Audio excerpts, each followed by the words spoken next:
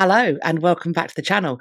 If you're new here, hi, you're very welcome. This is Reading the Past and I'm Dr. Cat. And as you can see, I am joined by two guests and we're going to have what I will know will be a very fruitful discussion. So I'm going to hand over and let my lovely guests introduce themselves. Jana, would you like to go first? Who are you and where do you come from? My name is Jana Dambrogio. I come from Cambridge, Massachusetts in the United States. And I work as the Thomas F. Peterson 1957 conservator in the MIT libraries. Thank you so much. And Dan, who are you? Where do you come from? Daniel Starza Smith, and I'm based at the English department of King's College London, where I'm a lecturer in early modern English literature. So I've dragged you into this chat because I have questions. Your book is out. It's all of the stuff, all of the articles, all of the book links are going to be linked in the description box. But what we're talking about today is the topic letterlocking. So who can tell me what is letterlocking? Letterlocking is the process of folding and securing a writing surface, like a piece of paper, to become its own envelope. And the reason this is so cool is because if you wanted to send a letter today, you just write a letter on a piece of paper, fold it up, put it in an envelope, put it in the post. But before sort of the 1820s, 1830s, you couldn't just buy an envelope from a shop. The letter itself had to become its own envelope. And that is what we're studying today. That's what we're talking about in this session. The history of how people used their creativity, used all sort of security techniques to make letter packets from the letter itself. It's super exciting. I mean, it's a complete mind shift, right? The envelope is something we just take for granted. But for hundreds of years, people would have had to understand letterlocking. So it's really kind of fundamental to so much communication through history. Just think how important the letter's been to individuals, to communities, to politics, to business. The world has run on letters for hundreds of years. So this is really the technology that underlies all that. That's one of the reasons we think it's so exciting. Letterlocking is part of a 10,000-year document security tradition. It's one of lots of different kind of ways that we secure documents for transport or just to make sure no one looks in them who isn't supposed to. And then finally, we also think of letterlocking as what we're doing today, the process of studying this historical phenomenon. And that's basically what we're here to talk about today. So we're really excited to present our book, Letterlocking, The Hidden History of the Letter. It's out with MIT Press, nice big book. It's a kind of one-stop resource for thinking about this subject. But it's also supported by a website, letterlocking.org, a YouTube channel that has lots of instructional videos and some articles that are for free online as well. So what we really want to do is bring this really important historical technology and give you lots of ways into understanding it. So you can read about it, read stories of people who've used it. You can read about how we discovered it, where the kind of study came from. But most importantly, you can get a piece of paper and you can practice it yourself. So there's loads of different kinds of letterlocking technique. They've all got kind of different emphases, different shapes of letter packet that come out, different security levels, cool little details that are different from other packets. So we really want to encourage people to take paper and practice it for themselves. That's really how you learn about letterlocking. How did this project come about? How did each of you come to this and I suppose notice what was going on? I began looking at letters in the mid-90s when I was an intern working on Emily Dickinson's letters. But I didn't know, I was documenting letterlocking features, but I didn't know that I was. I was pretty new to the field in paper conservation. I really wanted to get into graduate school. Then I went to graduate school. Then fast forward, I landed an internship, a fellowship rather, at the Vatican Apostolic Archives. And it was a huge collection of legal and accounting documents from the 10th to the 7th century, from the Veneto, which is now modern-day Venice, Trieste, Verona, Vicenza. And it was books, it was all these things that had never been conserved.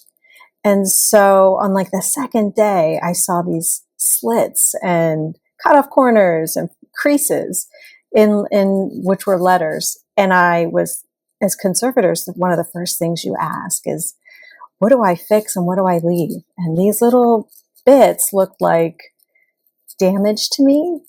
But they also, what I didn't realize was I can see folds in how they, how something might be engineered. So I was able to look at the letters and see that they were these functioning objects, and started to make models, because it was before digital cameras and iPhones in 2000. And I thought, well, I'll make models. I'll bring them back and ask people, is this something everybody already knows about? But I didn't want to, the important takeaway here is I didn't want to preserve them. I mean, I did want to preserve them. What am I saying? I didn't want to repair them or cover them up. They looked important to me. And I kind of asked people over the years, but it wasn't until I met Daniel in 2012 where he not only said, oh, I am looking at that too, and it's really important. So I'll let Daniel kind of take it from there. So my background is in English literature. So I guess I'd call myself a literary historian. I'm very interested in the people and processes that kind of generate and circulate and consume literature, especially thinking about the early modern period. So I'd been working on John Donne for many years. That's what I did my PhD on, and I worked through an archive called the Conway Papers. So I'd seen lots of manuscript poems, manuscript plays, lots and lots of letters, all sorts of other documents. And around the time, people were starting to ask questions about the materiality of the letter. That was becoming a big thing, the material features. What can looking at a wax seal tell us? Layout on the paper, things like that. So I was very interested in that, and I did some work on the letters of Bess of Hardwick, who was one of Elizabethan England's most sort of influential and impressive women. And there's a large corpus of her letters that I worked through looking at material features. So I was kind of clued into looking at this evidence, but I didn't really understand how it all came together until Jana gave me a model, and we started making models of some of these people's letters, including John Donne. So all of a sudden, it seemed to me that the expertise that Jana had amassed over the decade before I met her, there was an opportunity to sort of translate that into these other fields where I was working, and sort of bring those ideas together. So that was my way into it. And I think what's fascinating to me is that it's about when people get eyes onto things, you never know that somebody who has perhaps the same training as lots of different people, but figuring out that there's something going on here. Because Jana, as a conservator, you find a hole in a bit of paper. The job is to fill the hole to stop it from disintegrating further, for causing any problems. That's the natural impetus. And also, all of these documents have been laid flat when they weren't intended to be, but they've been laid flat for preservation. So in many ways, figuring this out has gone against your training, arguably, and what you've been told to do. And you're like, no, I know this is wrong. And there was a part of you that went, this needs to be preserved. And thank goodness you have, because who knows how many of these have been filled in and lost. It's actually interesting that you say this, because it was sort of like, well, usually people are reading the words on the letters. And so I had to find a way for people to see on their own that there's more to the form, that form and content are connected. And so by giving people a model to tear open, I had hope that people might see, they'd make the leap for themselves instead of being told, don't erase the dirty panels, don't fill those gaps anymore, or curators don't tell your conservators to do that so that you can give flat, digitized, easy to read documents to scholars who want to read the words, or to put in an exhibit case. Leave those creases there and just adjust the lighting. And so you're absolutely right. And the model, giving people something to tear open, so we'll have to send you some. So you were in one of our workshops, weren't you? But anyways, you can attest what it feels like when you tear open that model. And then all of a sudden you get to feel the way that I feel the first time I made a model and compared it to the original. It's like, I figured it out, now I know what I know to leave behind. And then we discovered even so much more. And so modeling became a really important part to figuring out What are the manipulations that are caused by letter, or created, not caused, created by letterlocking? What are the other things left on the paper that are also not damaged, but from different parts of its life? So when you talk about modelling, I was going to ask, why did no one spot this before? And I think that we've sort of answered that. The reason why no one spotted it is because it wasn't in the means of practice for people who are, I mean, Dan, as literary historians, we are interested by the material history of books. We like the materiality. We like to understand it. We recognise that the paperweight, notation, slips of the pen are vital. But that's for us, it's a joy when conservators leave things alone so that we can be like, oh, that's what that is. But I can see why no one spotted it until now. When you talk about modelling, these research methods, the locations that you went to, could you talk a little bit about, and I'm not very sciencey, so please can you explain it to me like I'm 5. Usually when I'm at a bench, something comes, it needs to be conserved. So when I then came back to the States and worked at the National Archives, for example, in the States, there was huge digitization projects then. Institutions could afford to digitize, and there was a desire to start to get the collections online. And so there were huge amounts of the U.S. State Department letters coming through. And in the 1800s, so the collection I looked at was from the 900s to the 1700s, and then the U.S. kind of naturally picks up 1700s in the nation's records. That's what the National Archives is, nation records keeper. They pick up from the 1700s to the modern day, and I just got lucky. The ceremonial letters came across my bench from heads of state, and I was like, what? People are still doing this in the ceremonial exchanges between heads of state. So I started to model the National Archives letters. Then I won a Rome Prize, which is at the American Academy in Rome in 2007 and 2008, to go back and look at letters. And at that point, I started to go in as a reader, but I wouldn't be reading the words. I was reading the creases. So I had to go to the front desk and say, I'm going to be folding paper. I'm not going to be folding your originals. I'm going to be folding letter, and some places are like, here's the paper you have to use. You can't use your own paper. I'd have to get it stamped. Like, I need to work really big today. I know one of your letters is quite big. And so I would literally show them, that I'm not damaging their collections, but that I'm kind of mapping them out. And so I would map out all the marks on the page, take it home, make a duplicate, and then fold that up. And that would help me figure out sequencing, or I'd see a stain, it wouldn't make sense yet.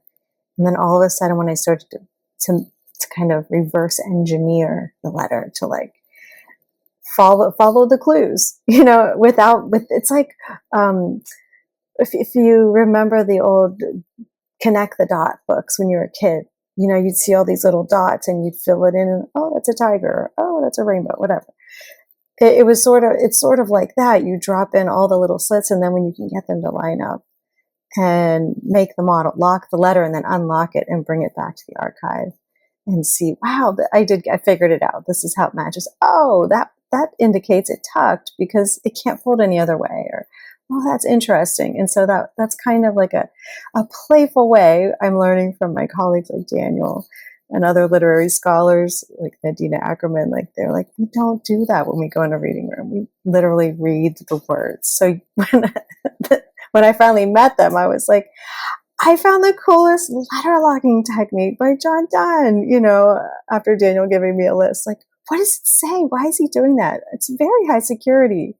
And Daniel would be like, why is he doing that? It's just a book review. I'm like, well, is it? That's so interesting, because again, we talked about how you were asked to go against your training, but Dan, sounds to me like in many ways you're being asked to go against our training, that you're being asked to look almost first off at the object of the letter rather than the text, which is again not, we might look at notes or stains or marks, but the principle is like, what are the words saying?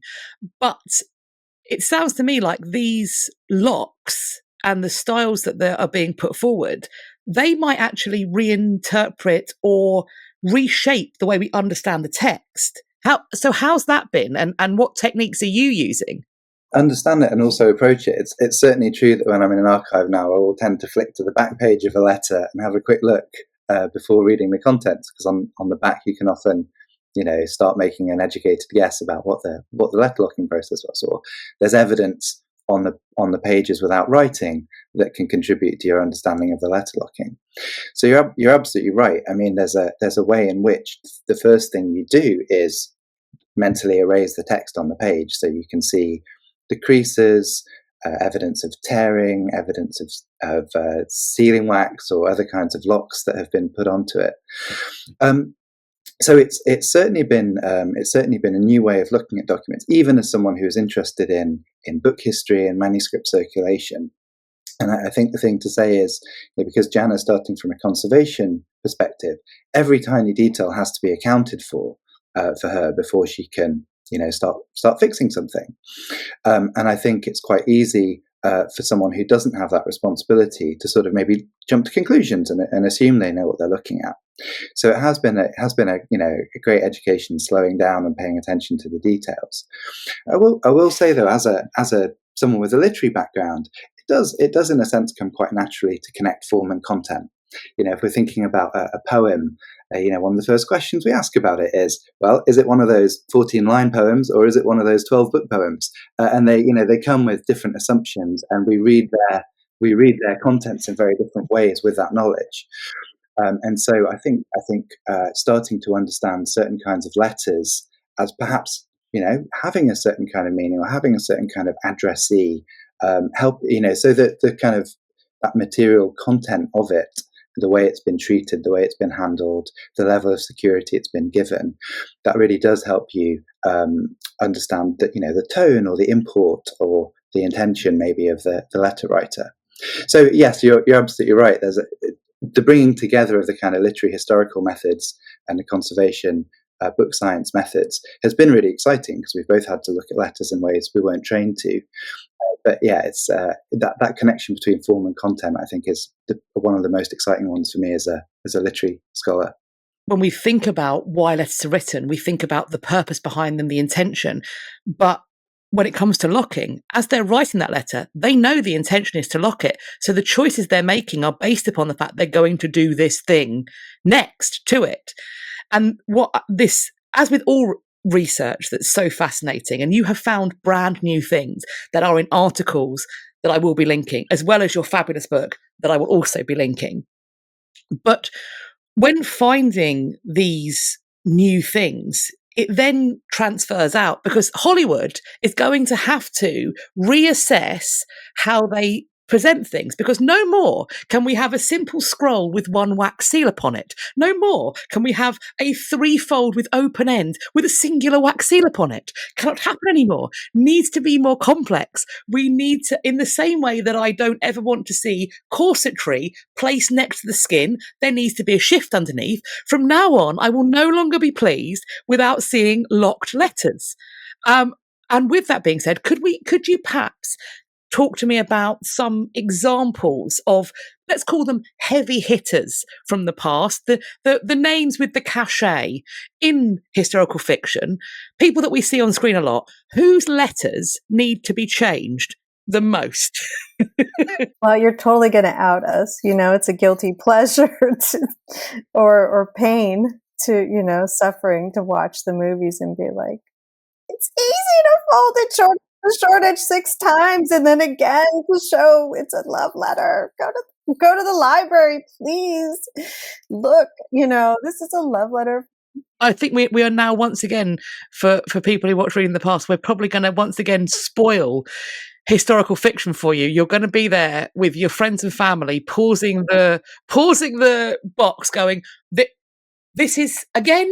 It's just another thing for you to stop. Complain about. So on one hand, I'm sorry, but on the other hand, you love it. An example of someone who did it really well was Wolf Hall. So I think there are examples of really well researched letters, and that was representing such a bureaucratic world and they really made a virtue of the paper that was going around, the important letters that had to be tucked into pockets and revealed at just the right time. And I think that's a really excellent example of a kind of literary artistic representation of the past that shows just how important letters were and how correct representation can really make a difference. I think the place where I would like to see better research letters is actually not necessarily on film, but on the stage.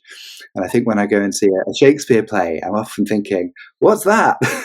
And there are such amazing opportunities for these packets to sort of become characters on the stage and really underline the kinds of relationship that we're seeing between these people. Are letters being handed over furtively? Are they being brandished? Are they noisy letters or quiet letters? And of course, paper has its own voice, right? That can really come across on stage.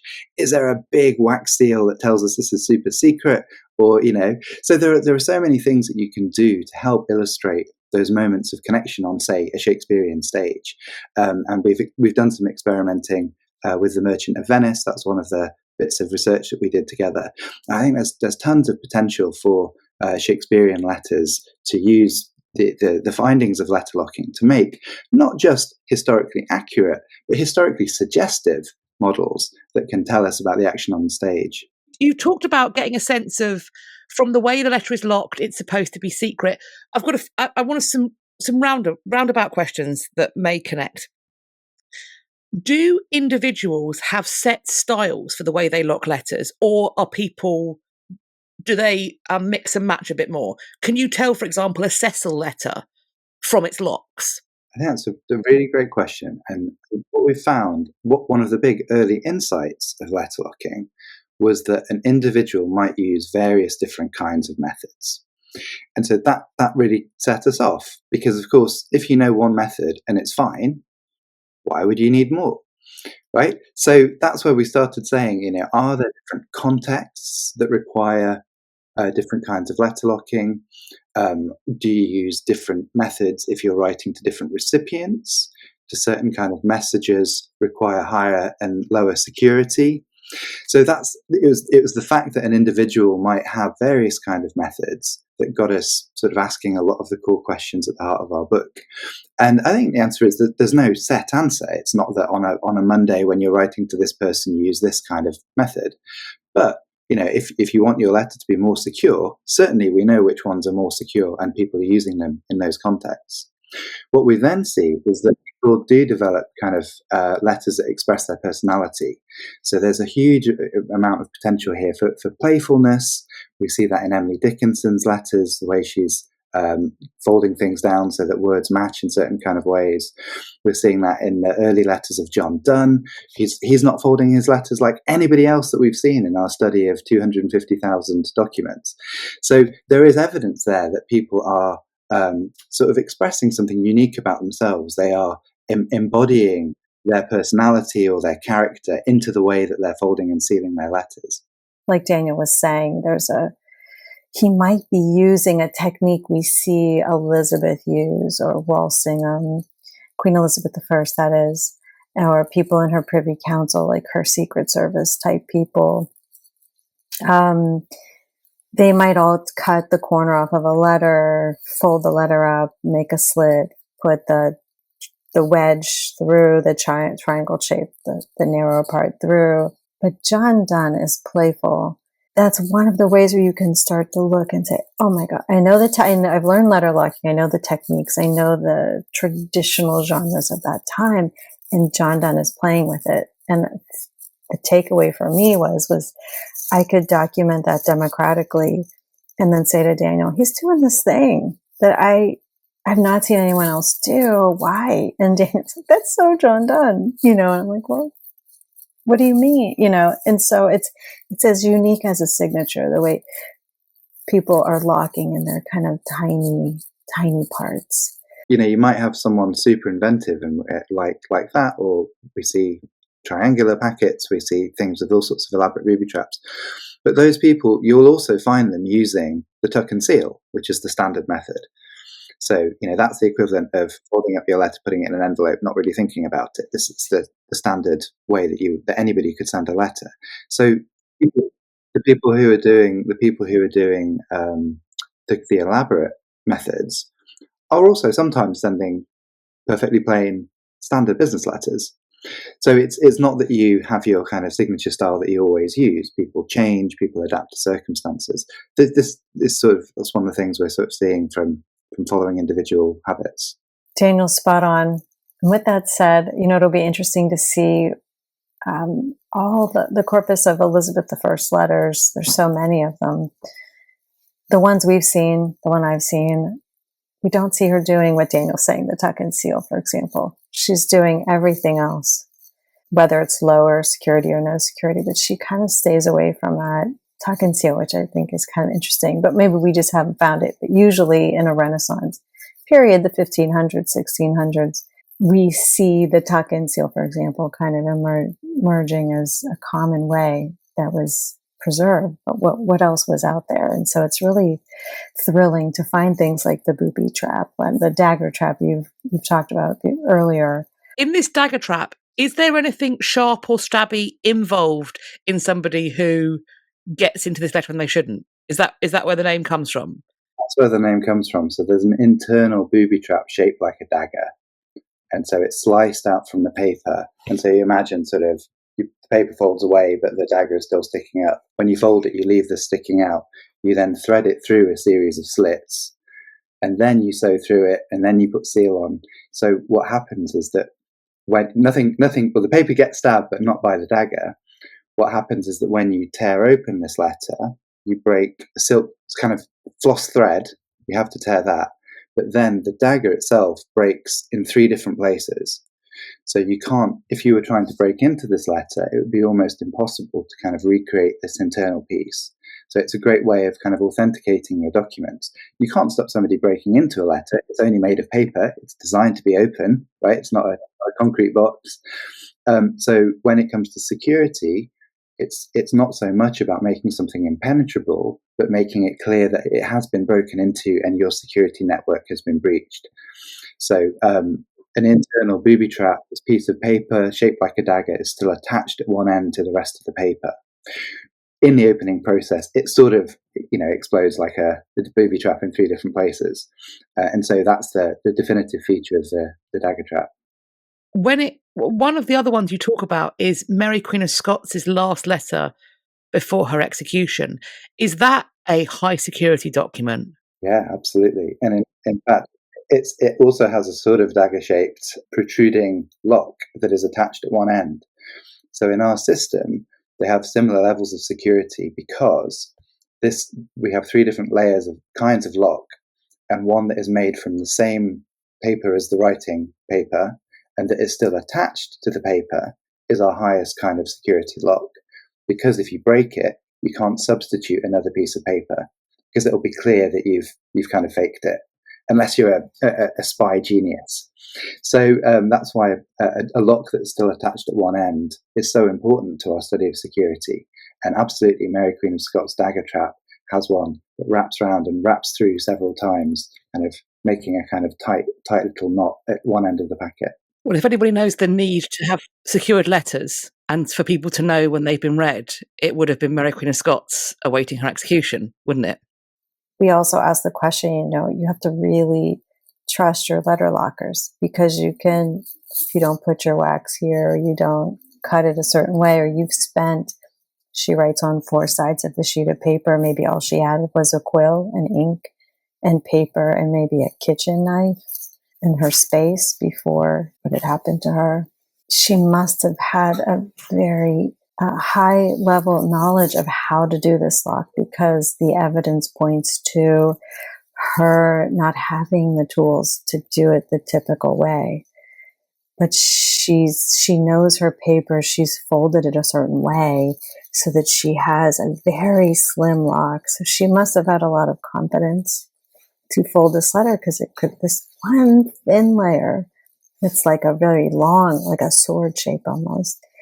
She's folded the packet down, was it 34 times, Daniel? She folded it down a number of times. So then you have one layer traveling and being pulled taut, holding 1,000 words or more that you hand wrote with a quill. You can't print it out from your computer if your lock tears. And she's, pulling it through a slit in a way that, in which we think, if anyone tried to open it, just that tension would have just immediately torn it.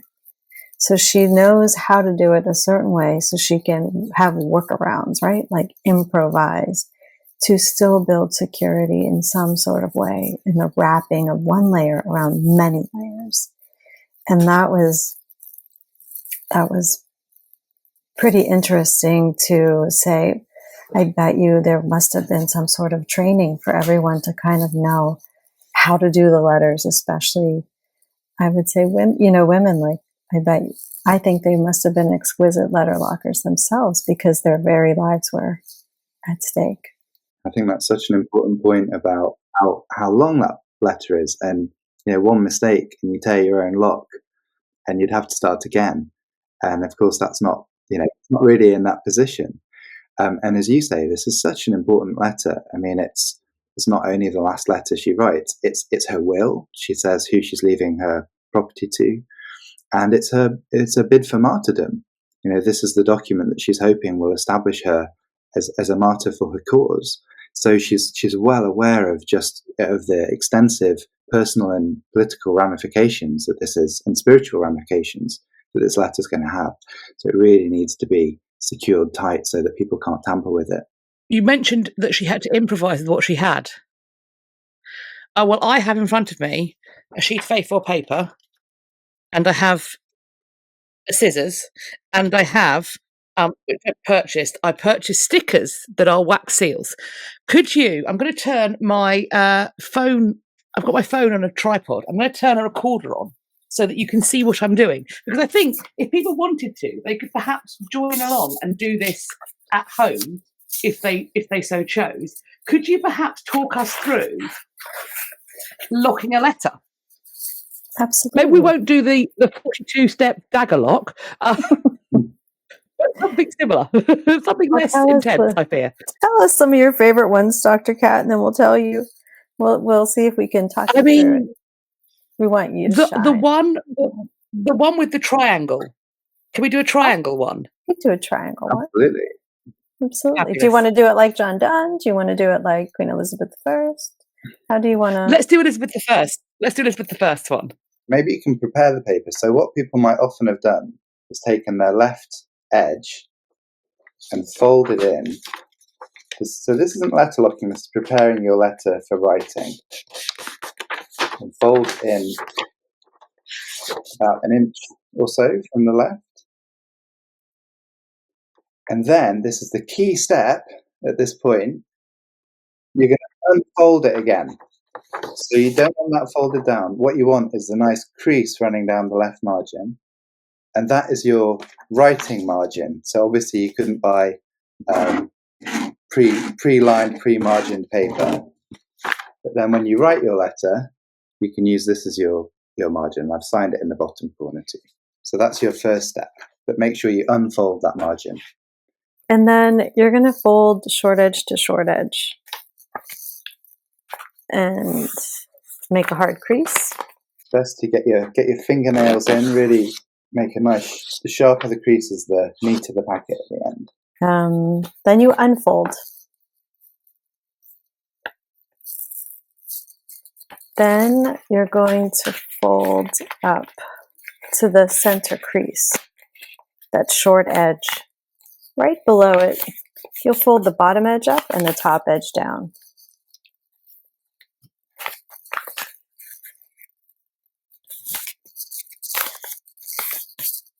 And then you'll unfold. You need scissors. Let me grab some scissors. This is the critical part because this has to fit this way, Kat, like a puzzle piece. So mine wouldn't fit yours and Daniel's, I would guess. And if you, back in the day, the paper that they wrote with was a unique sheet of paper. Like each sheet was handmade. So if you held it up to the light, your what's called Leyden chain lines or paper distribution, paper thickness, color, all had to match. So you're matching on two different levels. So this, when I first saw it, I was like, oh my gosh, this is genius. Like you've just There's no other lock literally that could fit here. And then you fold it up. You go along those creases that you've already made. And then you fold it again and keep it folded.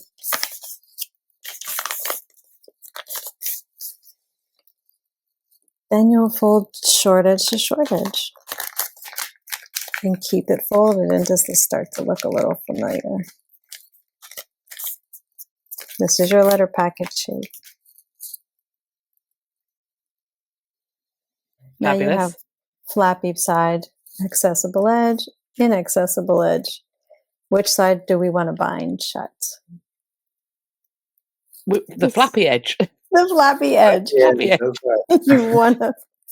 That's the most technical term. I love it. So at this point, without creasing it, we want to bend this packet so it's sort of like a hot dog bun or like a slide or something like that. A smiley mouth. A smiley like mouth. a little smiley mouth. The U. Making sure that you're going for the flappy end, not the inaccessible It's end. finger width. Right, finger width. Now they had scissors back then. We don't know if they used scissors or if they just simply stabbed with a pen knife. But you're going to go. The goal is to go through all the layers of paper. So if any small humans are watching this, if you're with your adult, it's mostly adults watching this. But if there are small humans, these are sharp. Don't use a knife. Ask a grown-up. That's right. We tend to not use them unless we're enacting the historical techniques. But again, we weren't there. We don't know if she used scissors. So use the scissors you have. They're quicker and they're fun.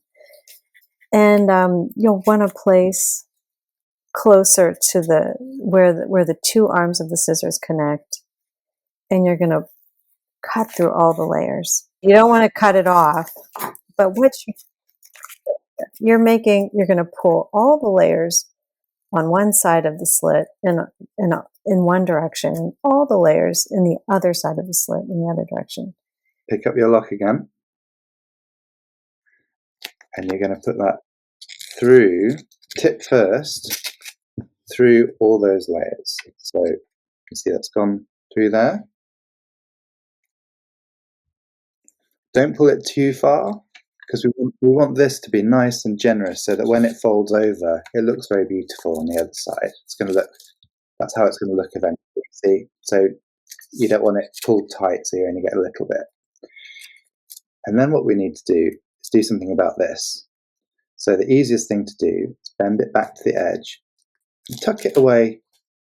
There are lots of things you can do with the tip, but that's the neatest and easiest to get it out of the way. We don't see Elizabeth doing that though, so Daniel's right. You can do that.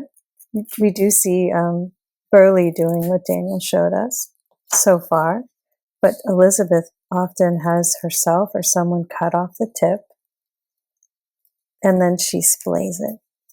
Then what we'd do if we were using wax is we'd want to put it here on the slit, and then we would fold this down over the top.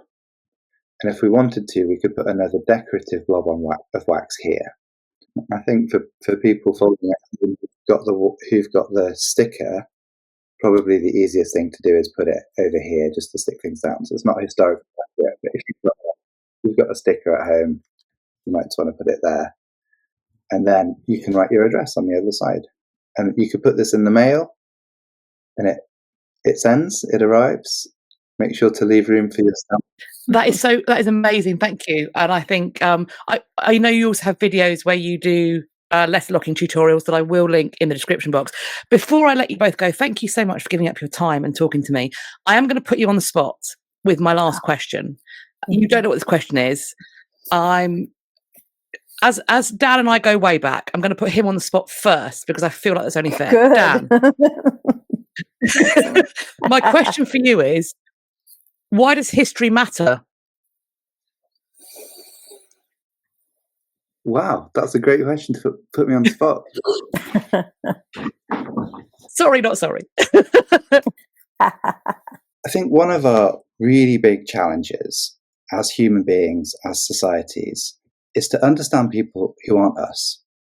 And there are lots of different ways that we explore that through the humanities, whether that's literature or psychology, sociology, there are anthropology. History gives us a chance to think about people who had really different experiences from us, who lived under different pressures, who communicated in different ways, who believed different things. And it gives us a chance to grow those muscles of empathy and understanding that not only enrich our lives by helping us understand worlds and universes and beliefs that are very different from our own, but it enables us to put ourselves in the position of other people. And in terms of why history matters, I think an understanding of how other individuals and other communities respond to the world is an incredibly valuable skill. And I think when we look at the newspapers today, when we look at the many terrible things going on, that ability to reach out and understand other people, I think, is going to be more important than it's been at any point in my lifetime in the coming years. Can't fault that. I put you on the spot, and you've unsurprisingly covered yourself in glory. Jana, what would you like to say? Have you? I'm going to throw the same question to you. Why do you think history matters? As a conservator, artifacts are the physical items that connect us to the past. They're time traveling. They've been in that moment in history, and if we can preserve them, they can reveal. They have things to reveal to us that we don't know to look for. And for letters, for me, the word correspondence, when I look it up, it means connection. And I believe, for me, that preserving letters in particular are showing that humans, from before the invention of standardized characters for cuneiform tablets, for 10,000 years, humans have been wanting to communicate with each other and document what they're doing, whether it's a transaction in clay bull or Bitcoin, cryptocurrency paper wallets, in which there's a key code. And we want to protect what we've written so that we have some level of privacy, or we know that it's been tampered with. And if one genre of communicating, so we stay connected with each other, if we don't have that information to interrogate them, we can't connect that people have wanted to do this for forever, that we want to have these. That's just letters. What are we missing in other artifacts?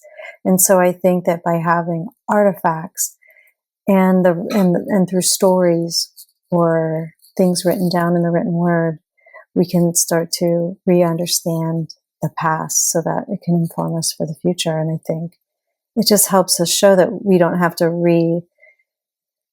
rediscover an emotion or rediscover the result of handling an international situation. We can learn from the past so that we can have a stronger, more thriving future together, and that we can't get through it alone. So we know the quote, and it's so true. No man is an island. Yeah. Your book is definitely going to turn people into letterlocking hunters. And thank you so much for both spending this time with me, for your answers about why history matters. It's really so important. And as we wrap up, I am going to put all of those links in the description box. I'm also going to put links to where people can come and find you on your social media, etc. Check out the book, friends. It's incredible. And thank you both for taking this time with me. And I hope you have a wonderful rest of your day. Thank you so much. Well, I hope you enjoyed watching this conversation as much as I enjoyed having it. Do let me know what you think of this conversation, of the idea of letterlocking. Is that something you've come across in the past? Maybe you have already read Dan and Jana's incredible book. Perhaps you're thinking of all the times that you're going to go back to historical fiction, whether on TV or on film, to see if they get their letter packets right. As always, I'm looking forward to reading your conversations in the comments section underneath this video. But I'd also love it if you pop an emoji or a social glyph in the comments too, because that will boost the engagement, which should then get the video pushed out further, which hopefully will help to grow our channel. And I'm thinking, in terms of emoji, it should be something lettery, maybe a quill or some paper. I look forward to seeing what you picked. You can also find me elsewhere on social media. I will leave links to the other place you can find me on the internet in my description box. Do follow me over on some or all of those so we can continue this conversation and start some others. I hope you enjoyed this video and found it useful. Please, if you did, share it with your friends. Let me know that you liked this video in particular by hitting the thumbs up. Also, if you like the channel, let some pals know about it. Please make sure you're subscribed to the channel. And if you think you are subscribed, now is the ideal time to check, just to make sure that YouTube has not mysteriously unsubscribed you against your will while you're there. Checking, subscribing, maybe resubscribing, please do hit the bell icon beside the subscribe button and then select all in the drop down that will appear. And that way YouTube claim they will tell you when I've next uploaded, but also when I'll next be going live, which I do currently once a month to talk about the history news. I get articles sent to me by my lovely readers, and then we talk about those in a live stream. It's a good time. You are not going to want to miss it. There is, of course, our failsafe. If you head to my website, it's www.katrinamarchant.com. It will be linked. Head over to the contact page. On that contact page, you will see a little box. Put your email address in that box. Hit sign up. That will add you to my list. And that way I can send you an email once a week to let you know what I've been up to, but also to send you useful links for my content for the coming days. I hope you're going to have a great day, whatever you're doing. And I look forward to speaking to you all in my next video. Take care of yourselves. Bye-bye for now.